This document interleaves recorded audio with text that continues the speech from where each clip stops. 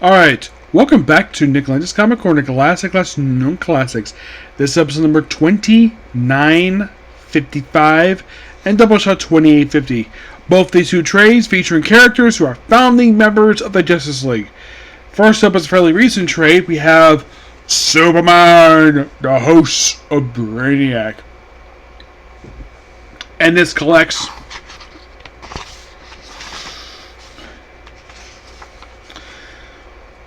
Action Comics 1064 to 1066 Superman volume, I believe this is volume 6, issues 13 to 15, and the House of Brainiac special.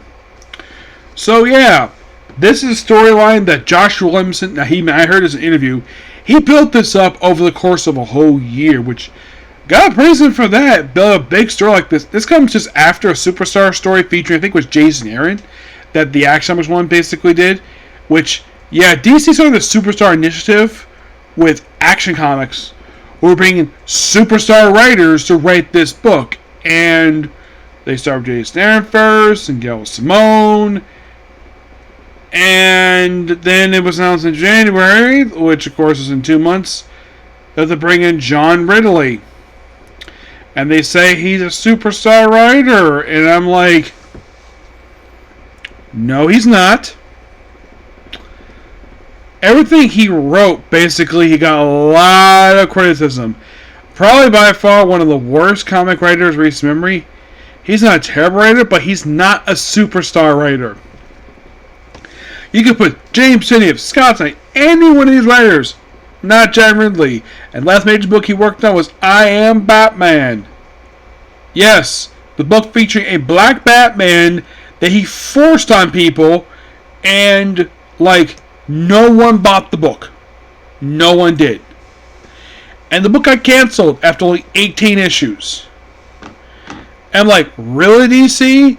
You bring out a writer of the book, of you're one of your biggest titles, a writer you say is a superstar writer, even though anybody basically read anything by this guy, he is not a superstar writer.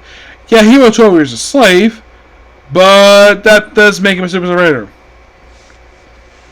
Williamson is, yes. So, yeah. So there's a lot of revelations in this one, and plus this also has a storyline that builds up to absolute power. A crossover that nobody wanted but happened. A storyline that's been called out to be a rip-off of Cadmus from Justice League Limited. I have also called it as the 21st century equivalent to the miniseries Legends by John Byrne, Lee Wein, and John Ostrander. Yeah, so we started off with Action Comics number 1064. We have Brainiac's brand new ship here coming to Earth. And what does he want to do? Attack. So we have Lois go out jogging. Actually, she went for yoga. She runs into basically her husband's cousin. On the way passes by basically Connor, her husband's cousin, or his clone, her adopted children, basically King Kong, her basically Supergirl, Lana Lang, Natasha, John Henry Irons, Perry White. Yeah. And then we run, of course, passed by Leslie Wells, aka Livewire, John Corbin. Basically, everything's all nice and neat. And we have Jimmy with Seven Smee, the Silver Banshee, who is basically dating him. Yeah, that was a bit shocking, basically. It was really like, oh. And then we have Clark basically like, oh, it's yoga. And, of course, basically like,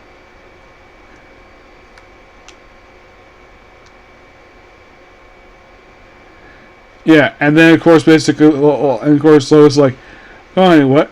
Gotta save you now. Yeah, and the reason why is because there's a bunch of Zazardians being chopped to Metropolis. You're like, what? You're like, wait a minute. Aren't the Zazardians dead except for Lobo and Crush? The explanation for this is that Brainiac went to Lobo's home planet, just plucked a random city which happens to feature a general that he does know of. And of course, Superman's fighting the Brainiac robots, and of course, everybody's basically just doing their best. Yeah, Brainiac, Yeah, by the way, the design for Brainiac, that's the John Byrne Brainiac from Superman Brainiac. And of course, there was a shelter, we have the chief police basically involved in this. Of course, being blamed. And then here's the thing. We're at Supercorps, and it's revealed, okay, we have the first of many shocking revelations. So, first, the LL01 hologram that has been there since issue 1, that's based on Lex, is actually Brainiac. And they mentioned something in here like glimpsing to his mind. I'm like, wait a minute. Like, it's based on what he's saying here, it's like Williamson is referencing something that happened in the Superman animated series that I think he just made canon the comics. Yes. And then of course the Zarnians show up. And of course he has this thing, he fights this Zarni, like checks over the window. Someone's punching, he usually gets captured. And of course, basically, a camera who has superpowers, including Sarah Banshee, Metallo, Parasite, Superwoman. Like, they didn't like that vest. And of course, Superman fries the vest he's wearing. And why is it killing people? We'll find out. And of course, kidnap his daughter, who had once been. And then here's the thing. At the end of the opening issue, it's revealed Brainiac is not alone, because he is joined by the Brainiacs across 50 years worth of comics. Actually, since the Silver Age. That's the John Byrne Brainiac. That's the Multified Brainiac from the 90s. Let's see. I believe this one is the Silver Age Brainiac. The one with the big head, that is mid-80s Brainiac. This one here, you look very closely at it, that's New 52 Futures End Brainiac, the horror thing. That's from the Superman animated series, that one.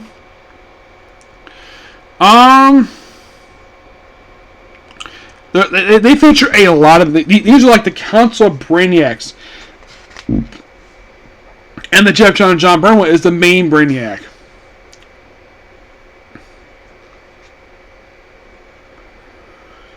And then we have Green Star. Like, you have Lobo basically showing up here, because of course he does. Oh, by the way, I should mention the artists in here. We have Marcelo Arcos does the co-writing. I think he writes the special here.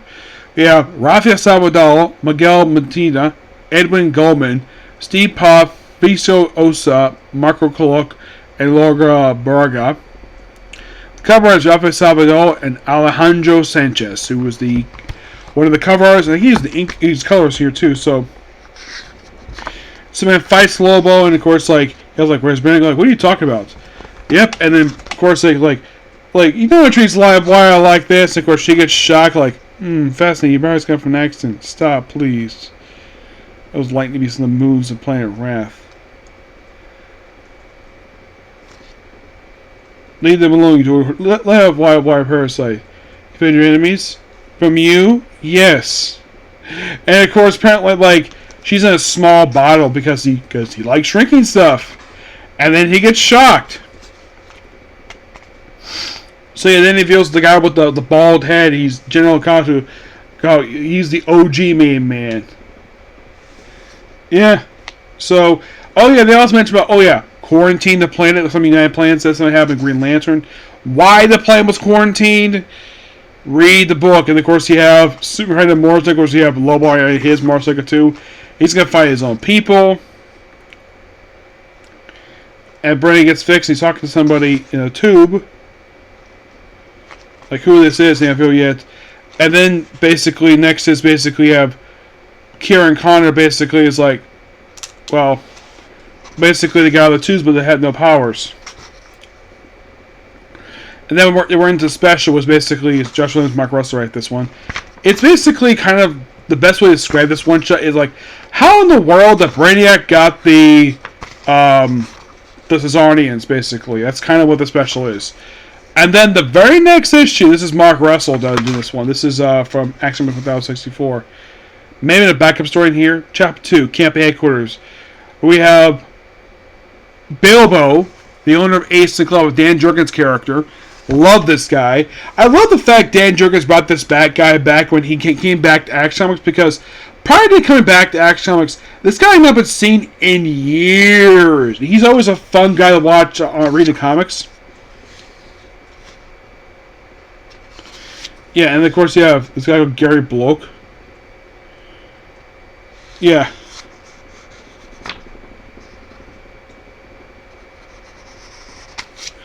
Yep. It's all about politics, this one.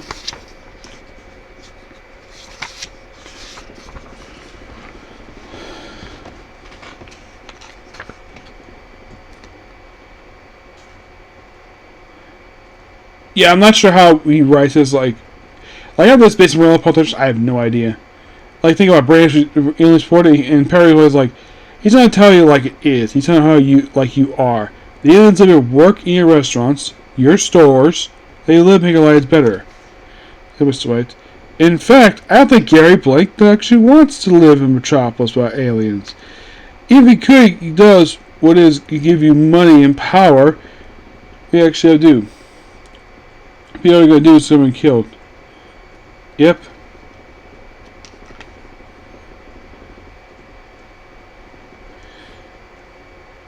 And then we have and aliens like one of this, and of course like, yeah, and of course Bilbo basically be a sensible guy. Punch is like, she's just a kid.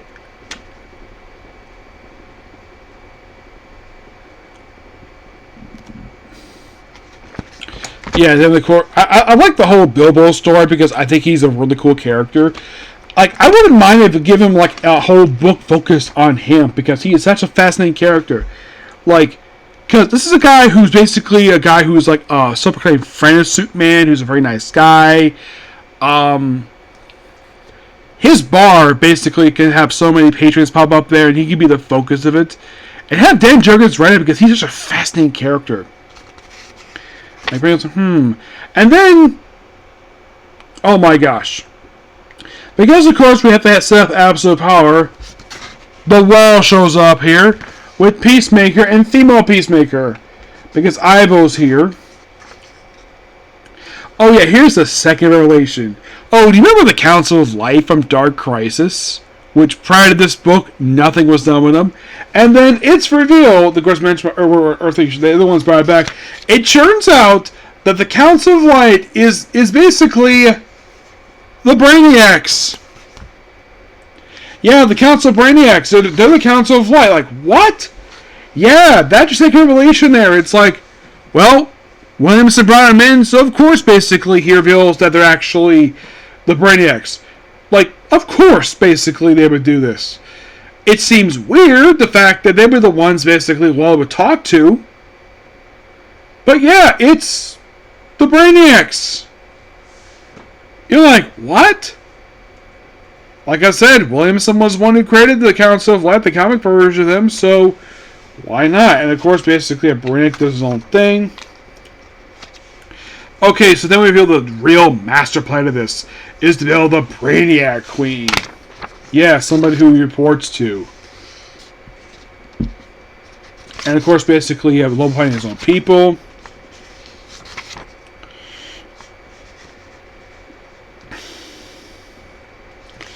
And of course, basically, everyone teams up to take down Brainiac. Of course, Supergirl stops like,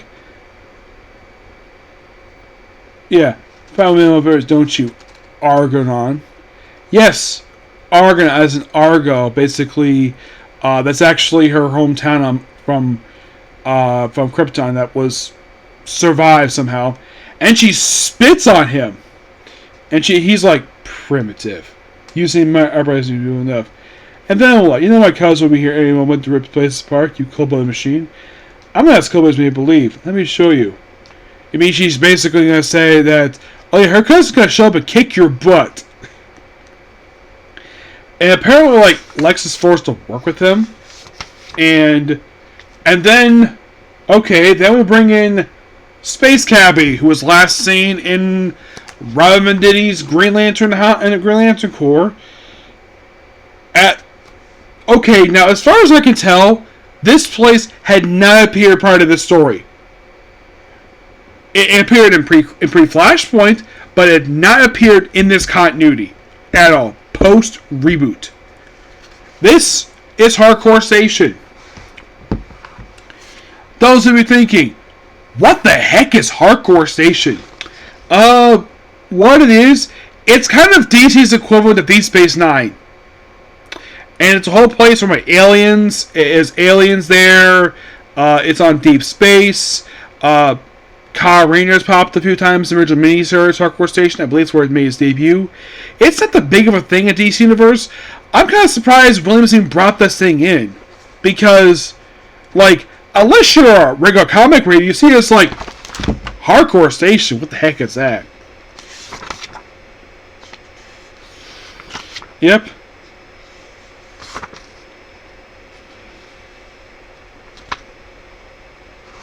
And of course you have Lobo fighting Superman, obviously, and then we have backup from X-Comic 60.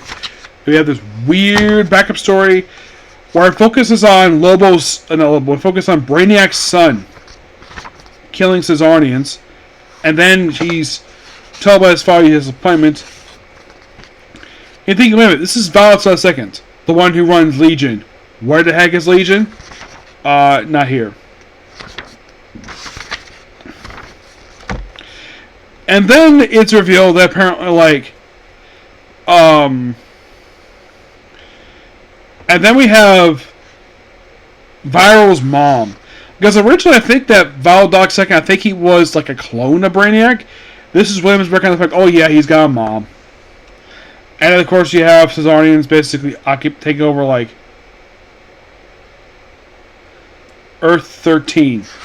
Yeah, it's kind of surprising. Of course, we gotta have Lobo fighting Superman because, of course, basically, we gotta have this happen.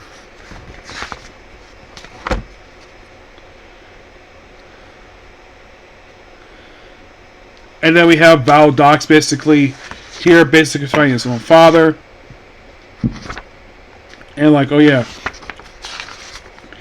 And the whole thing is bringing the Brainiac Queen.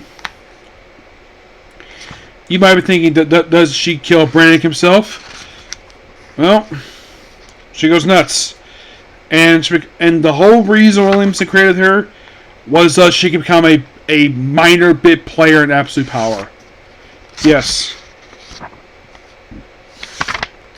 Oh, those of you curious though, Failsafe does play a role in Absolute Power in tie-ins. Does not play a role in the main story. Oh no, it's all Waller. And then Lena basically is being experimented on, like a killer. And then, of course, basically she's saved by Superboy.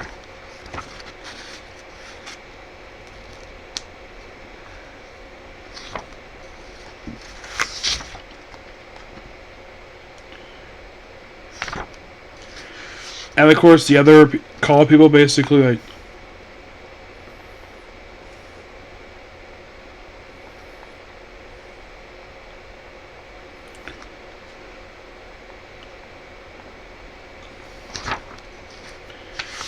yeah. And of course Superman worries about his cousin, obviously. And then Lex decides to put on a helmet that makes him like Brainiac. For reasons. And then we have Superman fighting the other Collians. And then we get a backstory of Lena's mother. Which is something because this is Lex's ex-wife. Contessa, a woman who apparently knew Lex as a child, like, she's like immortal, but she's ageless for some reason, and she got, Lex got her pregnant, and because he was so jealous that Lena would not give, basically because she is the mother. By the way, Lena in the pre-Flashpoint never met her mom. Nope. Because her father practically, as soon as she was born, Contessa was forced into a coma as soon as she was born. And we get a flashback of Superman saving her when she was kidnapped, which happened in pre-Flashpoint, which I'm kind of glad they brought in here into canon, and various other stuff related to her. And then we have Brainiac 13. Yes, that's Brainiac 13. Like, I'm surprised they brought him as a flashback. And then we all wrap this up in Superman 15. Of course, you have Superman finding Brainiac, obviously. Yeah. Of course, the Queen does know that she doesn't kill Brainiac, and of course, basically, like, Val Doxbro his people. Lobo goes on his way. Lois basically just happy to see her husband. Oh, and Lex has got amnesia now. And then the book ends with a tease for Return of Doomsday. Which I'm like, yeah, Williams is teasing Doomsday, his next story after Absolute Power tie-in.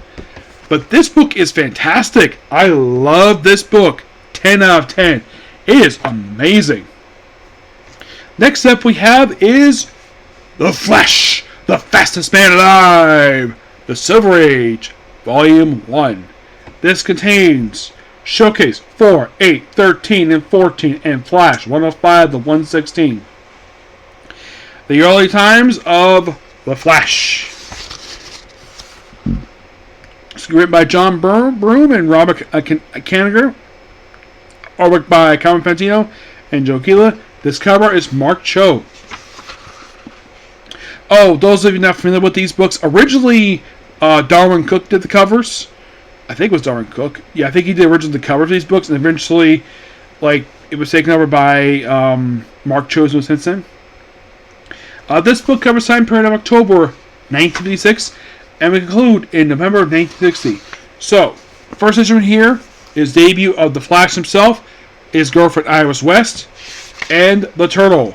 Oh yeah, and they also bring up in the fact in this book that Jay Garrick is a character from a comic book. Yeah, and some people describe him as boring. We also get his origin, like all the chemicals, which has been constantly part of his origin story. Him running and like dodging stuff. There's also mention about the Turtle Man being the slowest man on Earth, and then we have him fighting this guy who breaks the time barrier. Interesting stuff here. Now, who debuts in this read? Who's a classic Flash villain? Well, first you have Secret Anthony Box, the guy who's like a escape artist. This guy who's basically dressed in a suit. I don't know who this is. And then we have the backup story in here, where it's the debut of Leonard Snart, aka Captain Cold. Yep, that's the big thing with this story here. It's practically his debut, a classic Flash villain, who is still around this very day.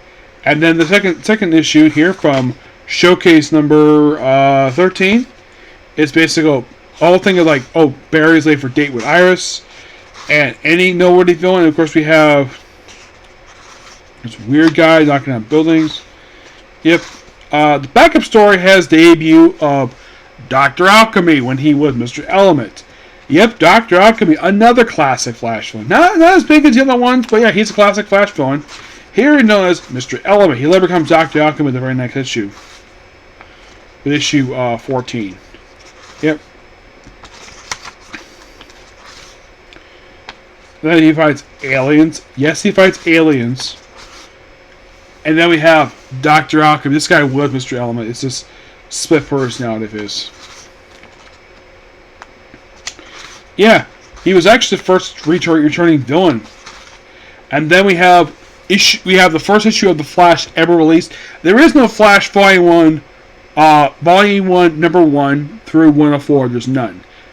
This is the reason why this is Flash 105 is because this is a continuation of the Flash comic book numbering, and this will go on to issue 350.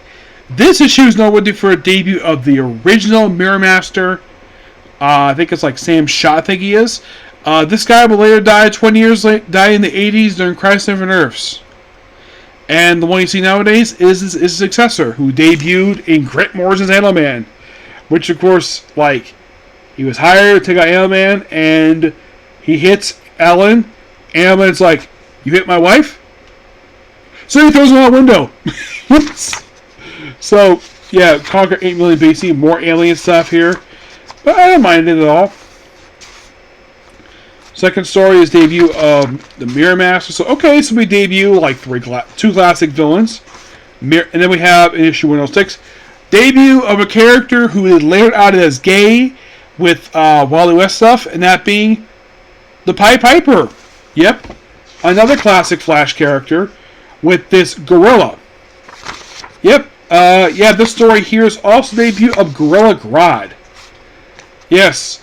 Another classic Flash villain. We also debut of Gorilla City, Savitar. Yeah, all really cool stuff here. So we have two Flash villains make a debut the price of one. Not bad. You probably think, oh, is that Eobard Thawne? Nope, it's the guy who runs backwards. So we have another story featuring Gorilla Grodd because he's a popular Flash villain. Yep. Then we have this other speedster who's don't know who this is. And the very next issue here, 108, have the Speed of Doom, which basically more Barry take on aliens. It's sci-fi, it's fine. Then we have the Super Gorilla's Secret Identity. This is another Gorilla Grodd story, which I think he's still awesome. Heck, I even love his appearance on Flash. I thought he was really, really good. Then we have 109, Return of Mirror Master in the opening story.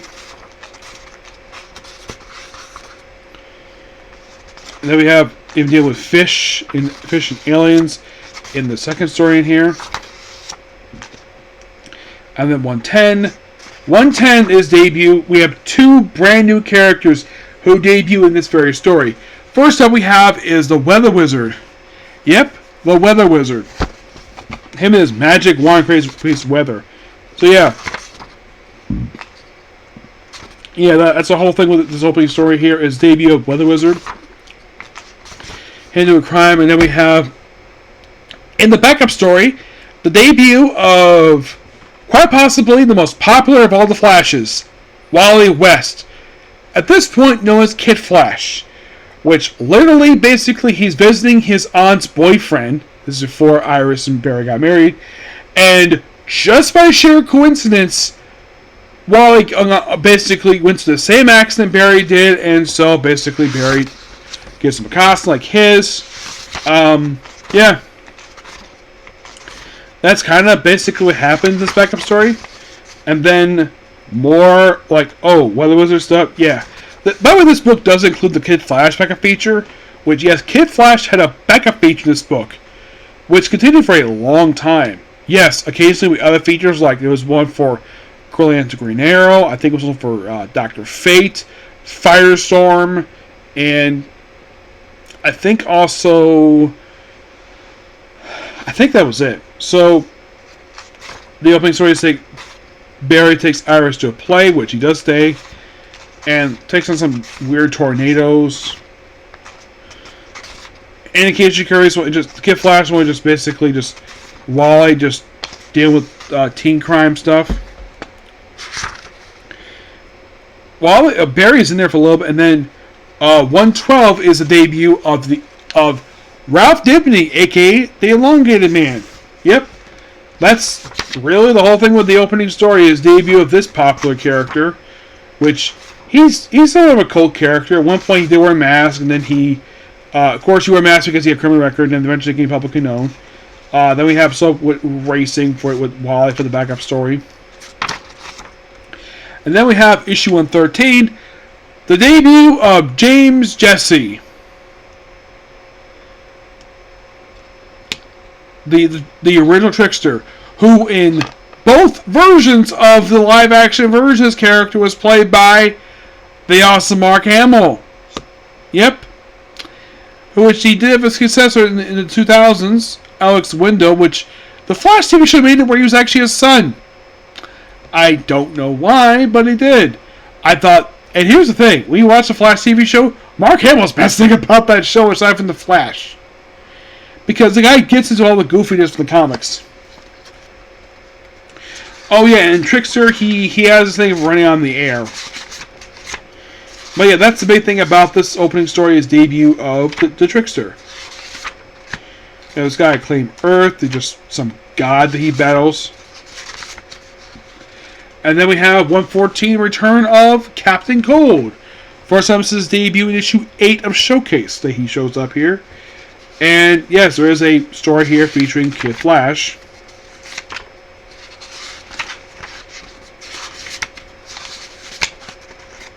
Kid Flash is more teenage stuff and, well, deals with some gangs. No really recurring villains this one.